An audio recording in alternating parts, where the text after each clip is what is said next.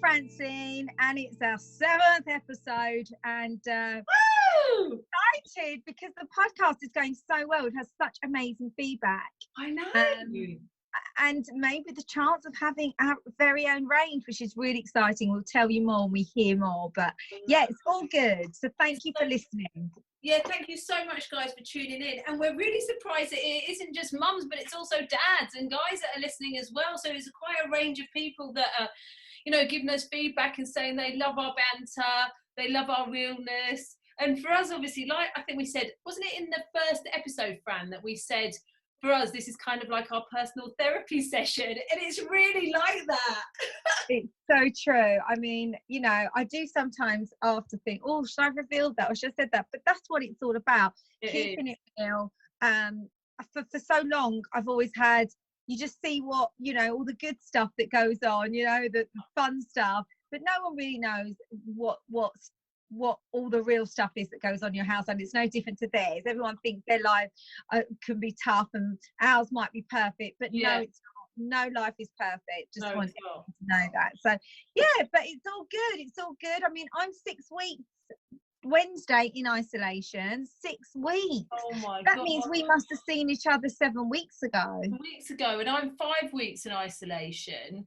And do you know what? Even though I've been in isolation in this lockdown, it was only about a few days ago that the reality of the situation really, really hit home to me again. So something really stupid, but I just, I've been leaving Hayden to do any of the food shops. We've been getting a lot of deliveries and, you know, shopping local, but I've been stuck indoors for a whole week homeschooling. I was like, I'm going out, I'm going to buy garden furniture. I had this in my head and I jumped in the car and said, Hayden, I'm gone, bye. Left the kids at home with him and I went driving. And then I was like, wait, where are you driving to? Nowhere's open apart the supermarkets.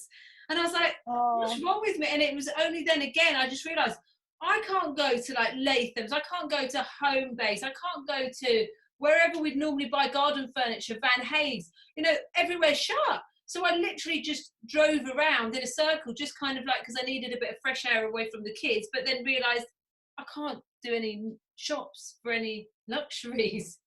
Well, I did the same in the week. It just, everything got a bit too much. Oh, don't get me wrong, I have really enjoyed this time with the family and everything, but it all got a bit too much this week, and I had days where it just felt like I needed to get in the car and just drive. I think it clears your head, it makes you feel that little bit, you know, just to get out for a little bit. Like I said, there's nowhere that we can go. We can't meet a friend for a coffee. No. We can't, you know, there's nothing we can do apart from walking. Walking is like a bit of a saviour. Just go for a nice long walk. But the place that is open is definitely B&Q, because we did see all those people. Is it? B&Q. I mean, that surely isn't a safe thing. Like, no, that's true. Well, this is it's really weird. I don't know about you, but I just feel like half of me has now got so used to not social. Even that I feel like a trapped, like a caged animal. Like, we're so used to going to events, we're so used to traveling, we're so used to our day. We don't normally have the same day ever. Our days are very much, our weeks are always different for always. Right? And so to suddenly have no excitement, no change of scenery, nothing new to look forward to, it's a very weird sensation. But then again, now I'm starting to think, you know, even the way of like how we hug each other, hug friends, kiss them. I'm thinking, to touch wood, at the moment, this feels like the healthiest I've ever been, because I'm not mingling with people and picking up people's colds or flus or bugs or anything. So now it might turn us all into like really neurotic, like, stay away from me, keep away from me. I think it has already, because I know when I go to the shops, anyone comes too close to me, I'm like, I give them a dirty look, like to say, hold on, get away from me, you shouldn't be too near me. So I think it is going to make us like that. It's going to give some people agoraphobia, where they're so scared to leave the house. But it definitely has made me feel I just don't want anyone near me. Like, I'm really in the shops, and there are people that really don't care, and you could be looking at something and they'll be over your back breathing on you, and it's like you just want to punch them in the face. That's how bad it's got. Babe, that's what I feel like in the house. Give me So I just keep going, just get out of my space, just get out of my space. Okay, I love you, but move. Get out of the way.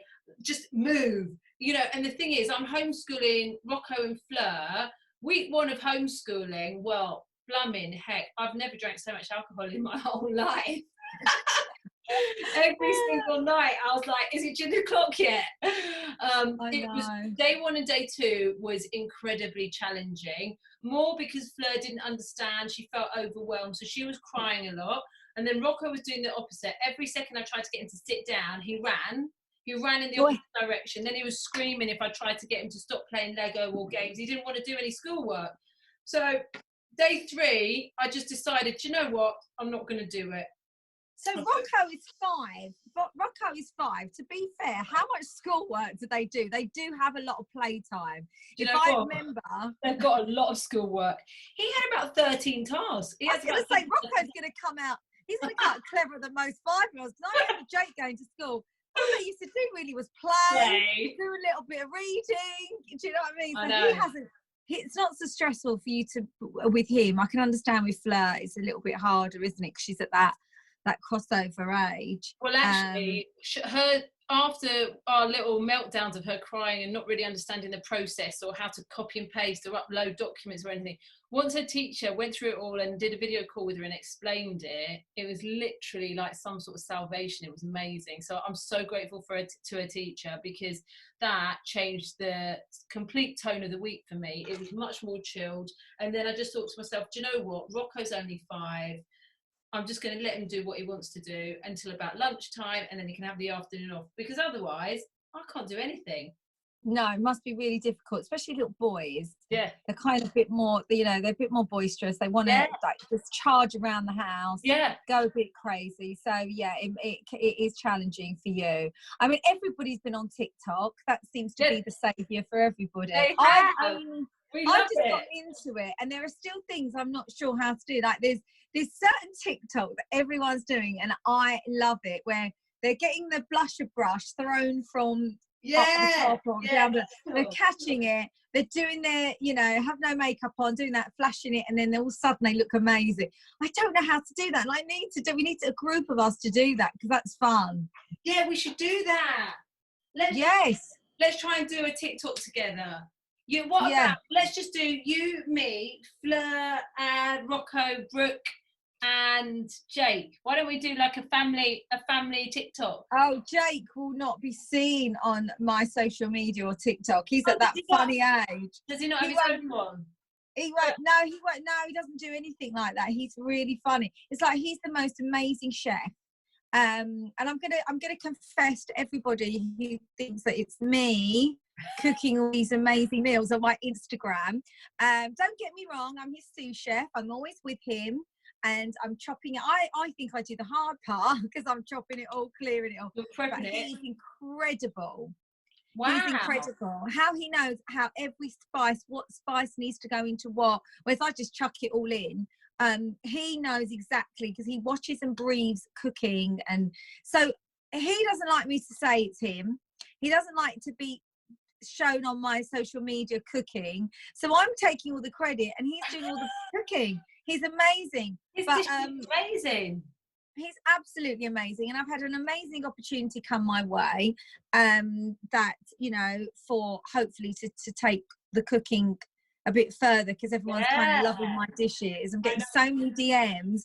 How do you make this? How do you make? So yeah, so it's all good, but he is absolutely incredible. And you know what? Okay, he's not sitting by his desk all day long. He works at his own speed and his own time, as long as he gets it done. But this cooking thing, for me, I feel like that's what his passion is. About. I see him as the next Gino de Campo, honestly. That's so exciting. Yeah, I do. Exciting. So when he's cooking, like these dishes that I keep seeing, because you actually, to be fair, you or Jake put me to shame the other night, because I was showing Hayden, I was like, oh, look at this curry Fran's making. And he was like, thanks for the takeaway, Naomi, that you ordered. Well, Fran's cooking that. Oh, yeah, we've been eating so well in this house. I mean, we don't eat like I'm the worst person to eat lots of fruit, and veg. I've always been like that from a kid. I've never really liked my greens. I forced myself. But we do have all the right spices, which are meant to be healthy as well, you know, like the ginger and so we do have that in our food. But I do need to start eating more healthier stuff, because I must admit, like, we've been making homemade cookies and like really bad things. I made a bit. I mean, this is so hilarious. When do I ever cook? I was baking. I've made a banana cake, but it wasn't like this size. It was like that. I just did a massive. I just thought, oh, do you know what? I've got loads of bananas. Let's just do it. So Rocco and I got carried away.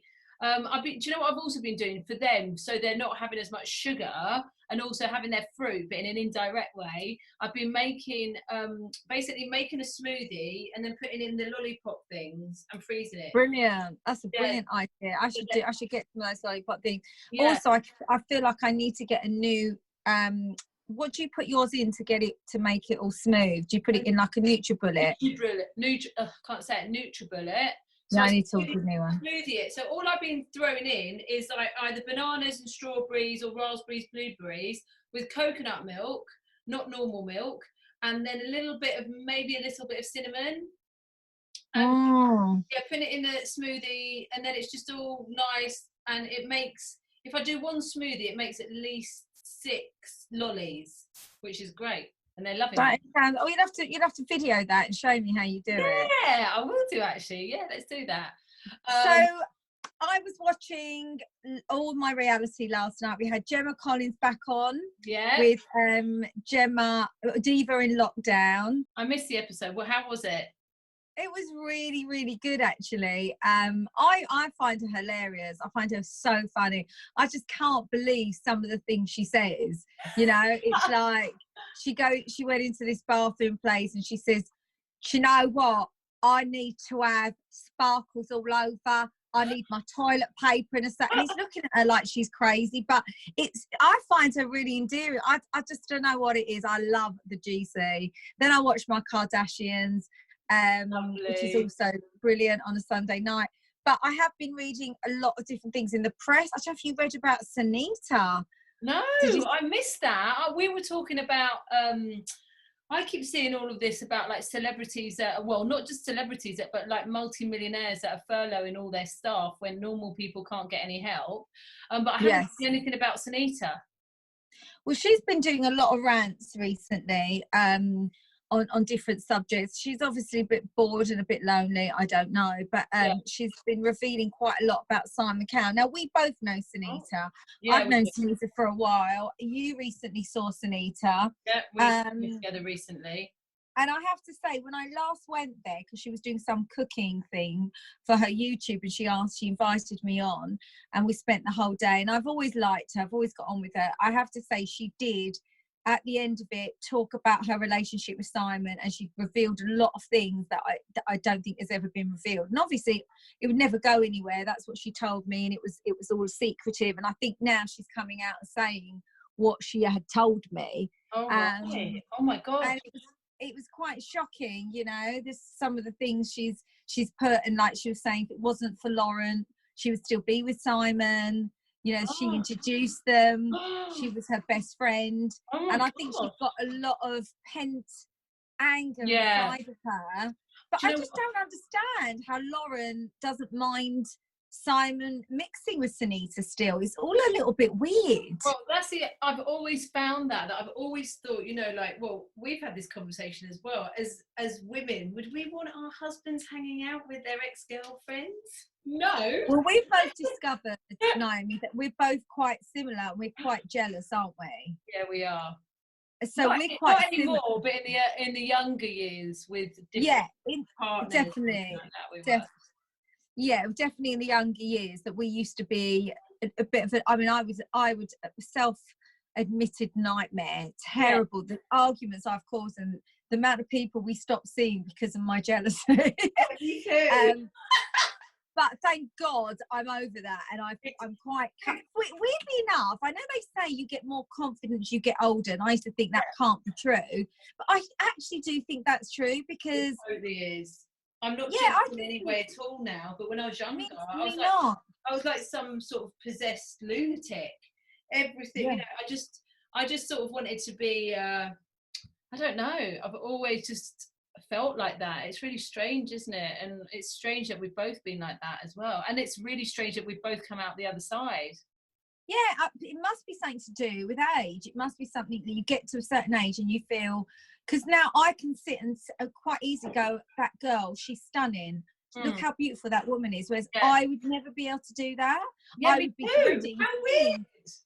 Yeah, I'd be dreading seeing a beautiful girl on the beach or in a restaurant. But now it's like, I will say it first. She's absolutely gorgeous. Yeah. And I think that is definitely an age thing. And I think it's a maturity thing, definitely. Maturity, confidence. I think we're both pretty self-confident. But I think the funny thing is, a lot of the time, people that look like they're really confident are actually the ones that it's insecure. That are insecure. So it might not even be it manifests as jealousy. It could be that they're just like really want to be liked and they get really paranoid and neurotic if they're not liked or people are talking about them. But then this is an industry where people talk about you. And it's kind of like a very weird dynamic to be able to feel constantly confident without being cocky. Anyway, tonight is... What's on tonight? Did you watch it last week, Celebrity SAS? Oh, I love that. So good. I forgot that's on tonight. Yes, I'm putting that on my list now. What time? Well, we as a family, that was the one we were glued. It was brilliant. I could not believe how tough those guys are with you. Like, they don't care who you are. And it was just astonishing. I mean, Katie Price, I do know because I think she put on her socials that she left after 48 hours. I don't know if they kick her out or she just can't hack it. That I don't know. But maybe we'll find out tonight then. But blimey, so good. I know. Did you see when they were like, okay, you've got to punch them? And there was like about 8 of them punching one person and the person isn't allowed to react. And they're not allowed. They were okay to defend themselves, but they couldn't actually punch anyone back. And I think it was a boxer who was like, Bellew. His name Bellew or something. Yeah. I'm interested to see how he copes with it because I think he's going to flip at any point. I think he could flip, and that could be quite scary. I know, but I can't wait. Oh my God. Tonight. Could you imagine you and me on that show? We'd be a couple of wimps. We'd be crying our eyes out. I've got to be honest, no matter how much you offered me to go on that show, I couldn't do it. Like, Joe would be going, you've got to go off and do that. But I 100% after watching that last week said never. I know it's a great TV opportunity. It's probably amazing money. It's only 8 days. There's no way I could have even gone down, you know, like when Katie was screaming and they were getting so I couldn't have done that. No. I'd have had a heart attack. I know. And the last series, when they were abseiling, they had to kind of like abseil across like this massive aqueduct, and it was just so high up and they're suspended in the air. That sort of thing that would traumatize me for life. I mean, I couldn't do the jungle either. I couldn't. I can do it. I'd be completely traumatized. All of my worst fears: heights, rats, snakes, being submerged underwater or underground. I'd need therapy forever. I honestly respect some of the girls that go in there and they literally get on with it. And I think, oh my God. I think I had a newfound respect for, Ola Jordan. I just couldn't believe that some of these girls were like cracking on with it and just like unbelievably brave. I'm exactly the same. I couldn't do it. And I think to myself, why is it all these other women can do it and I get scared? I mean, I was in my dressing room only 2 days ago and I swear to you there was a wasp that size. It was absolutely huge. I came out of this, I was traumatized. I didn't know what had happened to me, but I just shut the door and then we had to find this thing. And every time he tried to, move something, I was screaming at the top of my, because I seriously get upset, like scared of insects, anything. I can't bear it. Well, funnily enough, I'm not bothered by insects, to be fair. I could eat them, I could grab them, I could have them on my face. That wouldn't be a problem for me. But being submerged underground, being in water and not being able to potentially, that would give me so much claustrophobia. I get claustrophobic. That's why I don't like people in my social space. So this is why this is nice for me. Because in the future, I can say to people, excuse me, you're getting a bit close. Yeah, no, definitely. Yeah, I agree. Who the hell does she think she is? She's not a bloody A-lister. But I'm like, I can't stand it when people get into my, I love a hug when I want to give someone a hug, but I don't like it when people are, you know, like when you, especially if you go to events and someone's right in your space. I've been interviewed in the past, and you know when you go on red carpets and you're interviewed, someone really close to me, that I don't like it. I'm like, please give me my space. Yeah. Even with my kids, I love my kids to pieces. I love to give them hugs, but I like to give them hugs when I want to give them hugs. You know, if they start grabbing my hair and stuff and jumping all over my head, it gives me anxiety. I'm like, give me my space. My husband's like, Joel's like that. And I always go to him, for God's sake, Joel, they're only cutting, but he's exactly the same, because Jake will do that. Jake will just suddenly come and hug or kiss you. And I don't personally mind that, but he's the same. He always says, I don't like anyone in my space. I know. So I think that's quite, but you touched on the point of the celebrities furloughing their staff. Yeah. So let's talk about that, because I know we touched on it last week with obviously Victoria Beckham. Yeah. So what is your thoughts, Naomi? Well, personally, I mean, I think it's diabolical, but that's just my personal opinion. I just think that, you know, both me and my husband are self-employed business owners, self-employed in the industry. We can't get any help. We can't get anything. And you, as you know, I lost over 65 grand's worth of contracts in the space of 48 hours. Thank goodness now it's turned around and I'm getting busy again with work. But at that point where I thought everything I'd worked towards had just been taken from me, I couldn't get any help. We couldn't get any help from the government as two small business owners, nothing. And so when there's someone that's got mass wealth and it's, you know, affecting the taxpayer, where there's nurses and doctors and all these people that are key workers, that it's coming out of the taxpayers' money, I don't think it's acceptable. What do you think? Well, I'm mixed, really. I've got a mixed opinion, because obviously they do work hard themselves and they do pay tax, and apparently quite heavy tax. Yeah. So it's like that. Well, if you know they're paying their taxes and they, you know, working hard, why shouldn't they? But I also agree with you. It's a tough one for. I'm sort of sitting on the fence with that one a little bit. It's a bit of a grey area, but yeah, it is. I understand why Piers Morgan is up in arms about it, and I have to say, I don't like to admit it on my social media, but I absolutely love Piers Morgan. I just believe in everything he says. I know that's going to split. You know, people might hate me for it, so you've got to be careful what you write. But I love Piers, but it's so funny. I love Piers Morgan. I think he's great. But whenever I've been invited on Good Morning Britain, the first thing I say is Piers working? Because I'm not coming on if he is, just in case. Do you know what? Just in case he's not on my side.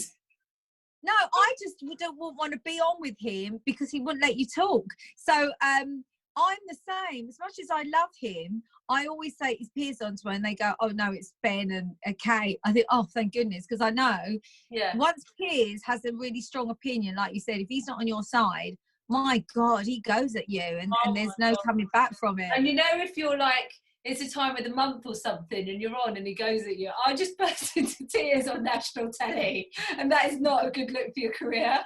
No, it's not. I mean, generally I always agree with him. I agree with everything he says. I think he's brilliant. I mean, I only watch Good Morning Britain for Piers Morgan. I do. If he's not on, I literally normally don't bother. I mean, I love all the team at Good Morning Britain, and I think they're all lovely, but he definitely makes the banter of the show. But I agree. I kind of like, I love him, but I wouldn't want to be a guest at the same time. You know what I like about Piers is I think he just tells it like he says the things a lot of people are too scared to actually say. That we all think, but where, you know, a lot of people are too scared to stand up and actually share their real opinion. A lot of people just are like sheep and they don't want to be Well, I'm one of those people because I'm so careful of what my opinions on Twitter or Facebook or Instagram, because I think there are so many people that are so quick to attack you if they don't agree with you. Sometimes I think, you know what, I'm just not going to say what I think because I don't want to be attacked. But I've obviously had very strong views on the whole coronavirus, because to me there were so many people that weren't taking it serious, and you know, and things like that, and you see things in the press and you think, seriously, they're out, they're doing this, and you know, sometimes I would just vent myself and say certain things, and then you're worried that you're going to offend someone who might be doing that, you know, that might be walking with a friend. I know. I just think, you know what, over the years I've offended a lot of people, but it's only because I'm honest. I prefer to be honest and tell what I feel. So I'm like a very mini Piers Morgan. I'm not as opinionated and as headstrong as him, because I do get upset if people really hate on me, and I've had that. I've been the target of hate when I've just been honest, and then I've been honest and open about things. Sometimes people don't like the truth. Definitely. And I prefer to just be honest, even if a friend doesn't like me because I've been honest. I prefer to be honest and just be like, nah, you look crap in what you're wearing, sorry babe. But I prefer to be honest. And even something as simple as that, what's the point in saying, yeah, you look gorgeous, when actually your friend's walking out and looking like an idiot? It's just not very nice, I don't think. So, but that's me. But then some people don't like to upset other people or offend other people. Like, that would be your stance, that you prefer not to speak your mind because you wouldn't want to offend anyone. Whereas I kind of like, maybe, I don't know. I just think I just want to speak the truth, basically. And well, and I think everyone's got different personalities, and I think that's a good trait, to be honest. I think it's nice to be able to feel you can say what you think and not worry what people are going to say. But then that's the problem. That's my problem, though. I don't like it if people are like really hating on me after I've shared my opinion. That's the bit that I struggle with. So, for example, when there'd been a story that I travel first class on work trips and my kids go economy. And the amount of trolling that I got, it was horrible. Like, Hayden was deleting messages in the middle of the night because he knew it would really upset me, it would traumatize me. Some of the messages were so vile from these online trolls, keyboard warriors. And, you know, you think, well, that's what I like about Piers Morgan. So you sat in first class and Hayden sat with the kids in a corner. Oh God, we're not going to go there again. This ended up being global news. I couldn't believe it. From one little quote that ended up, I just said to a journalist, they'd been asking me about traveling and how I like to travel, and I was giving them hacks and stuff about, you know, how to upgrade and stuff, or how to travel and get the best out of your tickets, blah blah blah. And basically I'd said that if I'm on a work trip where, you know what I'm like when it comes to work, I like write my own scripts, I'll prep it all myself, I'll do the research myself. And if I'm filming in another side of the world, it's not a holiday, but I don't want a nanny. I want to parent myself. And at the same time, I also don't want to leave my kids in England if I'm going to be away for a week or 2 weeks working. So my preference is, obviously, if I'm in a situation where, for example, the client has booked economy tickets for us and there's an option to upgrade, and I'm sitting there and I've got to do work while Hayden and the kids are watching movies or whatever, if I'm literally planning the itinerary, preparing my scripts, researching my scripts and prepping for the first day of filming the second I get off the flight, hell yeah, I'm upgrading. 100%, because I'm a working mum. How many, and this was the point I was trying to get across at the time, how many dads, if they were going on a business trip to New York, how many dads would actually say, I want to take the family and the kids with me? They probably wouldn't. No, definitely not. They wouldn't. Whereas I want to have my family with me, but at the same time, if I've got to get knuckled down and the kids are fighting, they're screaming, and I want to just put my head down and get on with it, they're not going to let me. They'd be, mummy, mummy, mummy, mummy, mummy. So yeah, if I've got the option to upgrade, I will do. Yeah, well, look, you've dealt with that scenario anyway, and you know, like you said, if what people do is obviously their business, and you're always going to get trollers, and as I say, that's why I'm so worried of saying the wrong thing, because I've been particularly lucky because of what I do. I've never really had trolls and never really had bad trolling, always lovely things. So I'll open my Instagram and get such lovely DMs that actually some days keep me going, and sometimes I just want to post them because it's really given me motivation and put a smile on my face if I'm having a shit day.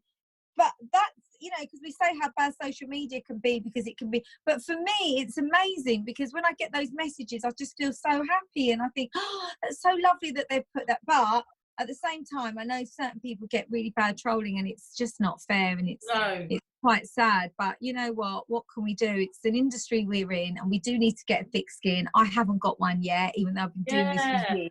I know. I don't have I think I've got a thick skin until I get all of those horrible comments and stuff. And then you get upset. Yeah, people abusing my figure and stuff, you know, in the Daily Mail. You've got an amazing figure. Talking of skin, I look like I've come back from bloody, look how, well, no one can see, you can see that, but look how brown I am. I know. Look at the colour of me as well. This is brilliant. Yes, I can see you are. This is really no fake tan. This is all UK sun. It's unbelievable. I never normally here sunbathe, but we've had time. There's nothing else to do. The sun's been out. I've been outside in the garden for a good hour every day. And I must say, I'm really happy because I've got a lovely glow. It does make you feel healthier. It does. And I've never been in the UK and had this colour. It's amazing. So, because normally we're always rushing about, we think, oh God, there's no way. Like if the kids were in school and it was boiling hot, and even if I was at home, I wouldn't think to go and sit in the sun, because I kind of feel like, oh, like that's not fair. They're busy, or they're at school, and I feel like a bit of a lazy mum just going out in a bikini and sunbathing. So it never ever happened. 100%. But at the moment, we can do it. So it's been absolutely wonderful, hasn't it? That's the best bit. That is, I feel so grateful that God or the planet has given us this sunshine while we've been, because otherwise I think it'd be really quite depressing. And I feel really grateful that where I am in Essex, we've got loads of country walks and stuff that we can actually get outside, because there are people that don't have any gardens and stuff that you know, it's really extra challenging for them. Yeah, no, yeah, we're very, very fortunate. What would you say? So I think we're kind of going to have to kind of round it up in a bit, because I think we've got half an hour. But what would you say is your favourite quarantine tipple? My favourite drink? Yeah. Oh, it's got to be a gin. It's got to be. Joel's been making me pomegranate gins, and it's been so lovely. He's been putting fresh coriander. This is, oh my God, I got coriander on the brain. He's been putting fresh pomegranate in there, and I love pink gin with tonic. Gin. I know some people prefer it with lemonade. I always feel it's swimming with tonic, and oh my God, it's been lovely, very refreshing. Puts loads of ice in it. And that is definitely my quarantine tipple. Yeah, well, Hayden, I thought he was trying to kill me the other night, because he poured me a gin and tonic, and I knocked it back, and I was like, oh, he's done about a triple in there. Yeah, I think Joe does. I know. I had it up with me. You were a little bit gone, wasn't you? Yeah, I was. And then I found a new wine that I really love. I'm addicted to. Well, not addicted, but yeah. Whispering Angel. Have you ever had that? A rosé? No, I used to like rosé, but I used to drink it because it was the drink I thought was okay. I've got to be honest with you, I don't really like wine, and I find rosé gets me very drunk very quickly, and also it makes me extremely hungry.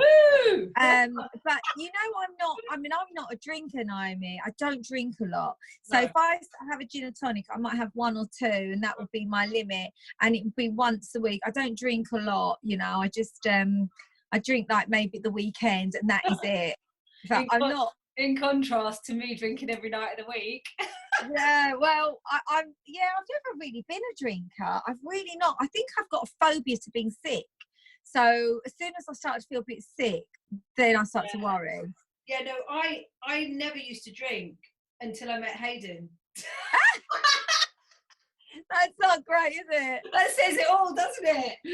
I know what you mean. I know what you mean, because same with Joel. Joel is a drinker. He loves a drink. Yeah, Hayden loves a drink. But I think having kids and all of the noise and it's just driven me to drink. I'm not going to lie. What about, where are you fantasizing about going when you're allowed to travel?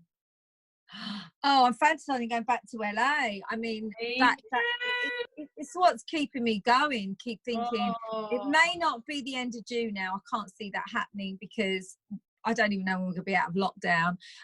But I am just visualizing being back in California. That's all. That's the only place I want to be. Well, for me, I miss St. Lucia like crazy because, I go there quite a lot. So I really miss St. Lucia. The kids keep mentioning St. Lucia. So for me, it's between LA and St. Lucia because I've got so many friends in LA and they're all messaging me as well. And they're like, oh my God, we could go on road trips. We could go wine tasting. We could do blah, blah, blah.